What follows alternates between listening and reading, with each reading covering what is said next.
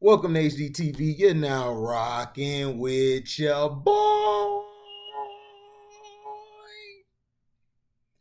Montrezl aggressively breaks silence following news of Lakers trade. On Friday, big man Montrezl posted on social media for the first time since news broke of the Los Angeles Lakers agreeing to ship him to the Washington Wizards. And he said this, not about to sit up here and argue all day with you computer clowns, man, about what another team did. Just keep that same energy in person. Harrell reacting in a different way on Twitter. Blessed to make it through 24 yesterday. Blessed to see the starting of another 24 today. He also posted, and it's at Monster Trezz. And that's MONSTATREZZ. While Harrell opted into his player option for the 2021-22 season, he was immediately thrown into a trade. On Thursday, the Lakers agreed to deal Harrell, Kyle Kuzma, Kentavious Caldwell-Pope, and the number 22 pick in the 2021 NBA draft to the Wizards in exchange for superstar Russell Westbrook and 2 future second-round picks. Harrell, 27, had a capricious campaign with the Lakers last year. His tenure with the Lakers started with a ton of excitement, but his fit with the team slowly got exposed. Yet, Harrell saw his production slightly go up in the aftermath of star big man Anthony Davis' injury midway through the year. Then the former sixth man of the year completely fell out of the Lakers' rotation in the playoffs. Of course, Harrell made it clear he wasn't thrilled about his lack of playing time in the postseason. He even sparred with fans about it on social media. In his sole season with the Lakers, Harrell put up 14 points, 6 rebounds, and 23 minutes per contest. So to me, it's like this. Harrell should have stayed in LA. I mean, he's in LA already, but he should have stayed with the Clippers. But see, this is what he get. This is what a snitch gets. Now you've ruined basically your shot to get another big deal. Because, dude, he could have had $100 million when he left the Clippers. He could have had $100 million. You blew all that to go massage LeBrownie's back.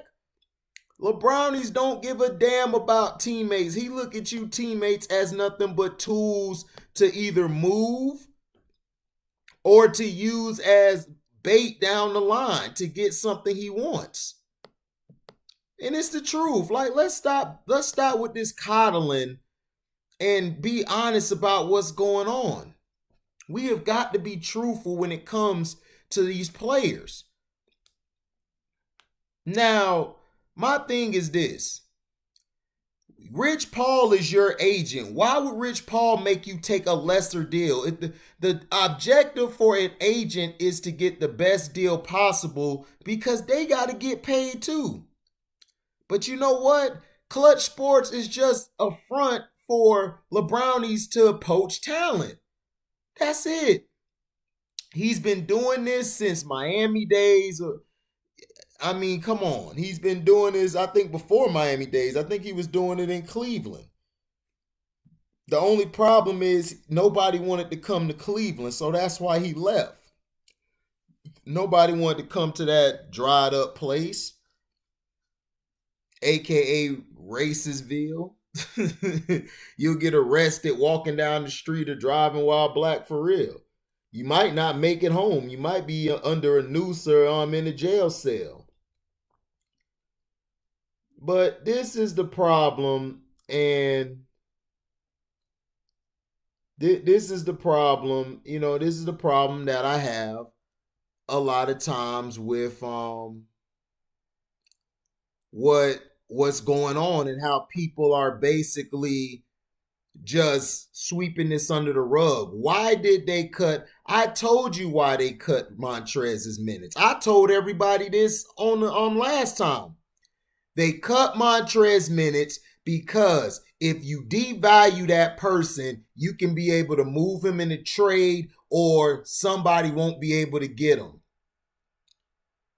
That's what he did. LeBrownies is very intelligent when it comes to business and how to devalue. Then he uses his cronies in the media to devalue as well. That's what I was trying to explain to people is that it's not about if Stephen Coon Smith says something, it's about him describing the player. You mess players' value up. That's why back in the 90s and 80s, the sports writer just talked about the player. That was it. They didn't do things to devalue players to the extent that these guys do.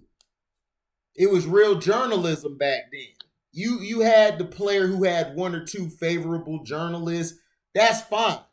But the whole network being favorable, I have a problem with that.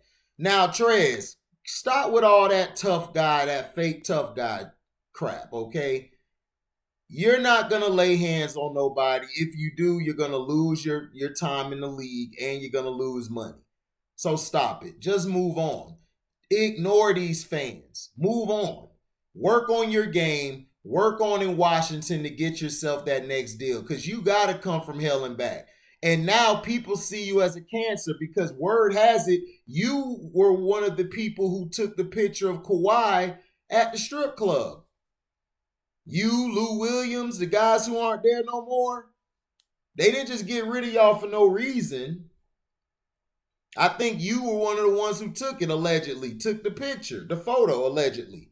And then Lou Williams, of course, he got shipped out because he thought wings was better than stripper booty and wings were better than wanting to win a chip. So you guys have got to figure your priority. To me, you need to fire your agent and get a real agent. You don't need to deal with them. You need to get a real agent who has your best interest at hand, not another player who plays the game like you do.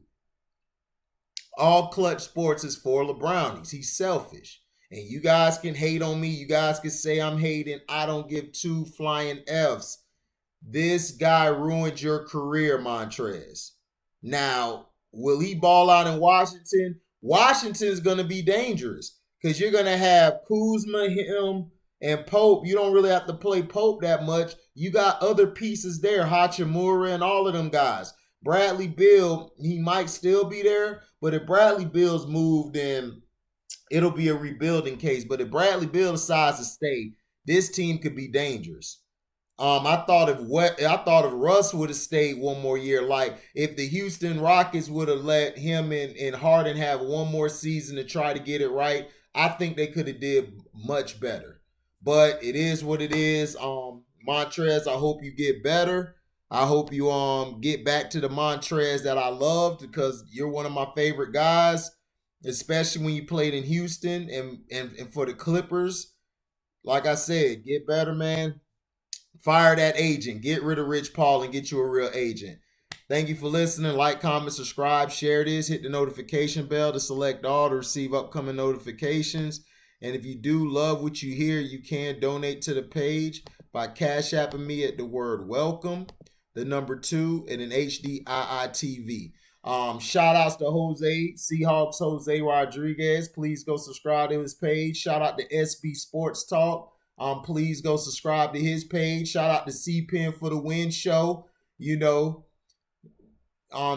Make sure you subscribe to him. Subscribe to Who Did It This Time. Who Did It This Time has a lot of life lessons and a lot of things you guys need to hear. Him being a father and a husband, showing you how the ways to navigate yourself through life.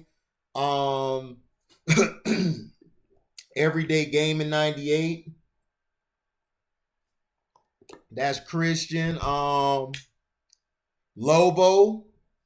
That's L0BO. Subscribe to my boy. He has a lot of things over there. He's into the real truths behind the scenes and things.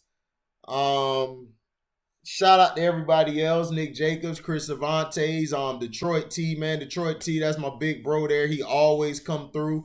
Nick, my little bro, come through. Chris Avantes, man, he got the info on damn near everything. So, you know what I'm saying? I ride with him. Did I forget somebody? Oh, yeah, Strictly. Make sure you go to Strictly page. I think it's called Strictly Unapologetic. Make sure you guys go subscribe to him. There's a lot of people doing things. Make sure you subscribe to the main big guys. Carcino for Life, Self Talk. Kwame Brown Bus Life, Ticket TV, man. It's a movement over here, man. You know what I'm saying?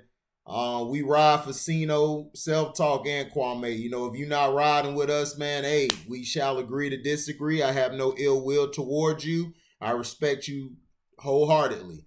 So we are out. And if I forgot to mention you, my apologies. I get you on the next video. We out. Deezy.